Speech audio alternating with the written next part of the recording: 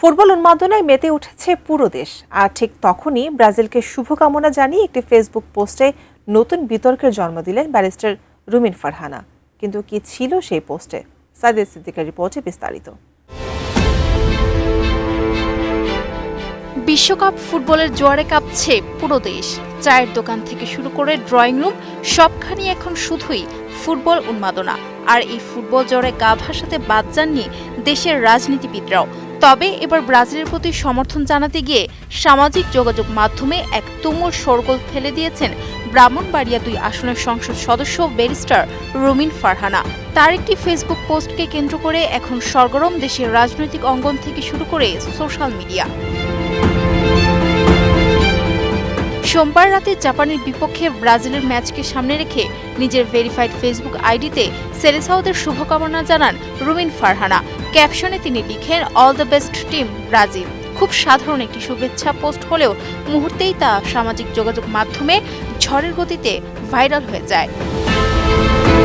Nova LED TV, ঝকঝকে ছবি, নিখুঁত শব্দ, 5 বছরের ওয়ারেন্টি। নোভা মানে সঠিক মান, নিশ্চিত সেবা। তবে নেটিজেনদের নজর কেড়েছে শুভকামনার বার্তার চেয়েও পোস্টে ব্যবহৃত ছবিটির দিকে। ছবিটিতে দেখা যায় রুমিন ফারহানার সঙ্গে ব্রাজিলের জার্সি হাতে অত্যন্ত হাসি মুখে দাঁড়িয়ে আছেন হবিগঞ্জ 4 আসনের সংসদ সদস্য SM ফয়সল। 2 ভিন্ন রাজনৈতিক মেরুর 2 সংসদ সদস্যকে এভাবে একসঙ্গে ব্রাজিলের জার্সি হাতে ফ্রেমবন্দি হতে দেখে রীতিমতো চমকে গেছেন সাধারণ মানুষ।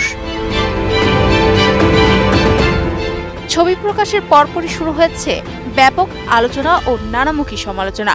সামাজিক যোগাযোগ মাধ্যমে নেটিজেনদের অনেকেই প্রশ্ন তুলেছেন, এই ছবিটি আসলে কবে তোলা হয়েছে এবং কিভাবে 2 ভিন্ন রাজনৈতিক দলের 2 মুখ একসঙ্গে ব্রাজিলের জার্সি হাতে ছবি তুললেন।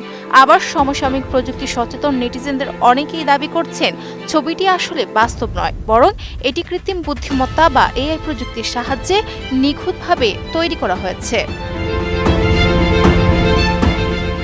ছবিটি ঘিরে যখন রহস্য ক্রমশ ঘনীভূত হচ্ছে, তখন SM ফয়সলের ঘনিষ্ঠ একটি সূত্র জানিয়েছে তিনি এ ধরনের কোনো ছবি তোলার বিষয়ে একেবারে অবগত নন।